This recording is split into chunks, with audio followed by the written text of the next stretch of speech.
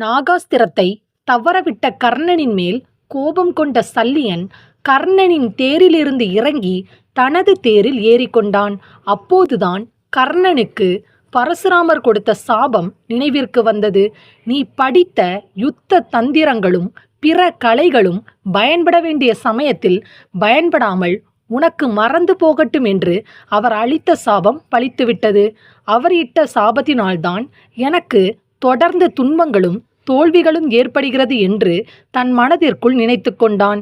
சல்லியன் கோபம் கொண்டு பிரிந்து சென்ற பிறகு கர்ணனுக்கு தேரோட்டியாக யாருமே இல்லை. தேர்ப்பாகன் இல்லாத சாதாரண தேர் ஒன்றில் ஏறிக்கொண்டு கர்ணன் அர்ஜுனனோடு போர் செய்தான். கர்ணனை கொன்றாக வேண்டுமென்று நினைத்து கொண்டிருந்த அர்ஜுனன் போரில் இறங்கினான். கர்ணனுடைய தைரியமும் வீரமும் வினாடிக்கு வினாடி குறைந்து கொண்டே இருந்தது. அர்ஜுனன் எய்த அம்புகள் கர்ணன் மேல் பாய்ந்தது. கர்ணனின் உடலில் அம்புகள் பல இடங்களில் பாய்ந்து இரத்தம் வழிந்தது. ஆனாலும் அந்த மன வேதனையை பொறுத்து கொண்டே அர்ஜுனன் மேல் அம்புகளை எய்து கொண்டே இருந்தான். சூரியன் மறையும் நேரம் வந்துவிட்டது. அந்த சமயத்தில் கிருஷ்ணர் அர்ஜுனனிடம், சிறிது நேரம் போரை நிறுத்து, ஒரு முக்கியமான காரியமாக நான் கௌரவர் பக்கத்தில் சென்று ஒருவரை பார்த்துவிட்டு வரவேண்டும் என்று கூறினார். அர்ஜுனன் அதற்கு சம்மதித்து போரை நிறுத்தினான். கிருஷ்ணர் தேரிலிருந்து இறங்கி ஒரு வயதானவரைப் போல் தன்னுடைய உருவத்தை மாற்றிக்கொண்டு கர்ணன் இருந்த இடத்திற்கு சென்றார்.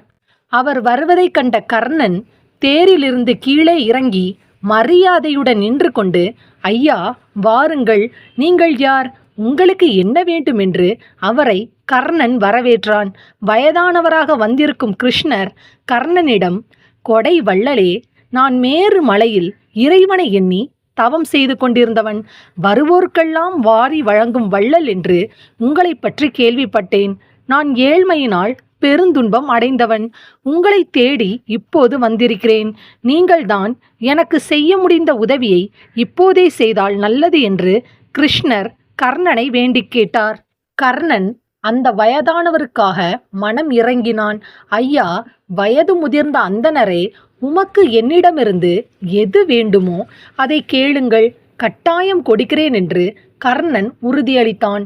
கிருஷ்ணர் கர்ணனிடம், வள்ளல் பெருந்தகையே, இதுவரை நீங்கள் செய்திருக்கும் புண்ணியம் எல்லாவற்றையும் எனக்கு அப்படியே கொடுக்க வேண்டும். நீங்கள் சொன்ன சொல் தவறாதவர். அதனால் நான் கேட்டதை தயங்காமல் கொடுப்பீர்கள் என்று நம்புகிறேன் என கூறினார். ஒரு நிமிடம் கர்ணன் அந்த அந்தணரை கண்ணிமைக்காமல் உற்று பார்த்தான். அடுத்த நிமிடம் அவனுக்கு உரிய பெருந்தன்மை காரணமாக முகம் மலர்ந்து அந்தணரிடம், என் உயிர் உடலின் உள்ளே இருக்கிறதா இல்லையா என்று உணர முடியாத நிலையில் நீங்கள் என்னை தேடி வந்திருக்கிறீர்கள். யார் எதை கேட்டாலும் நான் தயங்காமல் வாரி வழங்கி கொண்டிருந்த காலத்தில் வராமல் போர்க்களத்தில் உயிரும் உடலும் போராடி கொண்டிருக்கும் நிலையில் வந்திருக்கிறீர்கள். ஆனால் என்னால் கொடுக்க முடிந்த ஒன்று என்னிடம் இருக்கிறது. அதை உமக்கு கொடுப்பதில் பெருமைப்படுகிறேன். இதோ என்னுடைய புண்ணியம் முழுவதையும் பெற்றுக்கொள்ளும் என்று கூறிக்கொண்டே கர்ணன் தன் புண்ணியம் எல்லாவற்றையும் கொடுத்துவிட்டு அந்த அந்தணரின் காலில் விழுந்து வணங்கினான். அந்தணர் கர்ணனிடம் கையில் தண்ணீரை தாரை வார்த்து, முறைப்படி உன் புண்ணியத்தை எனக்கு தானம் செய்து கொடுங்கள் என்று கூறினார். ஆனால் அந்த நேரத்தில் போர்க்களத்தில் தண்ணீர் இல்லாத காரணத்தால் மார்பில் வழிந்து கொண்டிருக்கும் இரத்தத்தை ஏந்தி அந்தணரின் கையில் தண்ணீராக வார்த்து தான் செய்த புண்ணியத்தை அவருக்கு கொடுத்தான். அந்தணராக வந்த கிருஷ்ணரும் அவற்றை வாங்கி கொண்டு மகிழ்ச்சியடைந்தார். பிறகு கர்ணனிடம், நான் கேட்டதை நீங்கள் மறுக்காமல் கொடுத்து விட்டீர்கள். இனி நீங்கள் உங்களுக்கு வேண்டிய வரத்தை கேளுங்கள், மறுக்காமல் நான் கொடுக்கிறேன் என்று அந்தணர் கூறினார். கர்ணன் அந்தணரிடம், இன்னும் எத்தனை ஜென்மங்களில் நான் பிறந்தாலும் இல்லையென்று வருந்தி என்னிடம் வருபவர்களுக்கு நான் இல்லையென்று சொல்லாமல் கொடுத்துதவும் நல்ல மனதை எனக்கு அளித்தருளுங்கள் என்று வேண்டிக் கொண்டான். அந்தணர் கர்ணனிடம், அப்படியே ஆகட்டும், நீ எவ்வளவு பிறவி பெற்றாலும் ஒவ்வொரு பிறவியிலும் மாபெரும் செல்வத்தையும் கொடை குணத்தையும் பெற்று வாழ்வாயாக. பின்பு கிடைப்பதற்குரிய மோட்ச பதவியும் உனக்கு கிடைக்கும் என்று வரமளித்தார். இறுதியில் விடைபெற்று கொண்டு செல்வதற்கு முன்பு அந்த அந்தணர் கர்ணனிடம், கர்ணா, ஒரே ஒரு வினாடி உண்மையில் நான் யார் என்பதை உற்றுப்பார் என்று கூறிக்கொண்டே சங்கு சக்கரதாரியாக கிருஷ்ணர் கர்ணனுக்கு காட்சி கொடுத்தார். கர்ணனின் விழிகள் ஆச்சரியத்தில் மலர்ந்து மண்டியிட்டு கைகளை கூப்பி வணங்கினான். தன் முன் நாராயணனாகிய மகாவிஷ்ணு நின்று கொண்டிருப்பதைக் கண்டதும் கர்ணனுக்கு ஏற்பட்ட மகிழ்ச்சிக்கு அளவே இல்லை. சிறிது நேரத்தில் கிருஷ்ணர் மீண்டும் தன்னுடைய பழைய அந்தணர் உருவத்தை மேற்கொண்டு வந்த வழியாக திரும்பி அர்ஜுனன் இருந்த இடத்திற்கு சென்றார். கிருஷ்ணர் அர்ஜுனன் அருகே சென்றதும் அர்ஜுனனிடம், இப்போது உன்னிடமுள்ள அஞ்சரீகம் என்னும் அஸ்திரத்தை எடுத்து கர்ணன் மேல் செலுத்து. இம்முறை அது அவனுடைய உயிரை வாங்கிவிடும் என்று கூறினார். அர்ஜுனன் அஞ்சரீக கணையை எடுத்து கர்ணன் மேல் எய்தான். அர்ஜுனன் எய்த அஞ்சரீகம் என்னும் அஸ்திரமானது கர்ணன் மார்பிலே பாய்ந்து அவனை கீழே தள்ளியது. கர்ணன் உயிர் தளர்ந்து பிரியும் வேதனையோடு கீழே விழுந்து நெருப்பில் அகப்பட்ட மலர் போல துடிதுடித்தான். கர்ணனின் உயிர் உடலிலிருந்து மெதுவாக பிரிந்து சென்றது. அந்த சமயத்தில் குந்தியின் மனதில் புரிந்து கொள்ள முடியாத துயர உணர்வுகள் அலைமோதி கொண்டிருந்தது. குந்தியின் உடல் காரணமின்றி நடுங்கியது.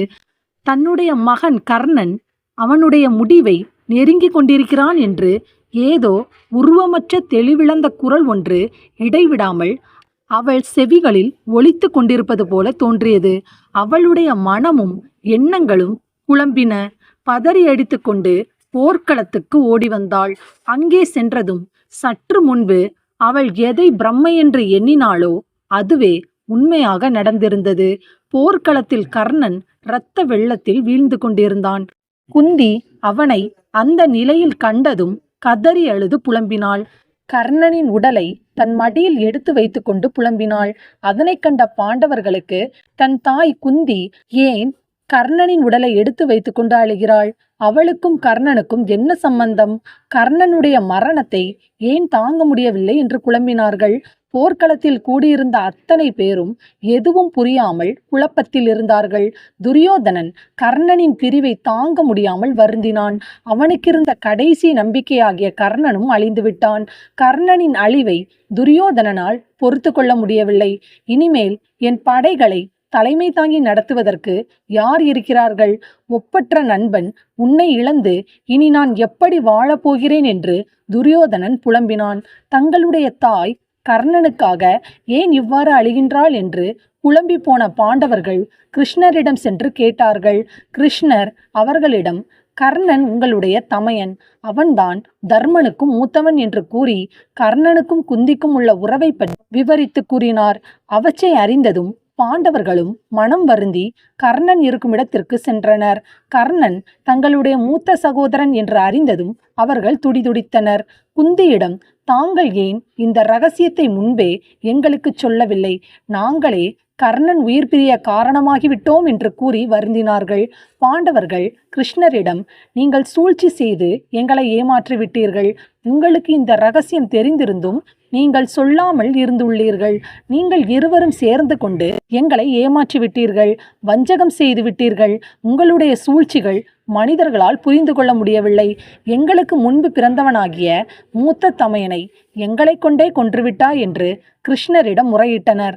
கர்ணனுடைய மரணம் போர்க்களம் முழுவதும் ஒருவிதமான சோகத்தை உண்டாக்கியது. கர்ணனின் மரணம் பாண்டவர்கள் கௌரவர்கள் ஆகிய இரு தரப்பினருக்கும் வருத்தத்தை தந்தது. போட்டியும் பொறாமையும் நிறைந்து நின்ற அந்த போர்க்களம் கர்ணனுடைய மரணத்தால் யாவற்றையும் மறந்து சோகம் என்ற உணர்வில் இருந்தது. அன்றிரவு துரியோதனன் உணவு, உறக்கம், மறுநாள் போர் எதை பற்றியுமே கவலைப்படாமல் கர்ணனை பிரிந்த துன்பத்தில் மூழ்கியிருந்தான். அங்கு வந்த சகுனி துரியோதனனிடம், இறந்தவன் பற்றி வருத்தப்படாமல் கவலையை விட்டுவிடு, நாளை போருக்கு யாரை தலைவராக நியமிக்கலாம் என்று கேட்டான்.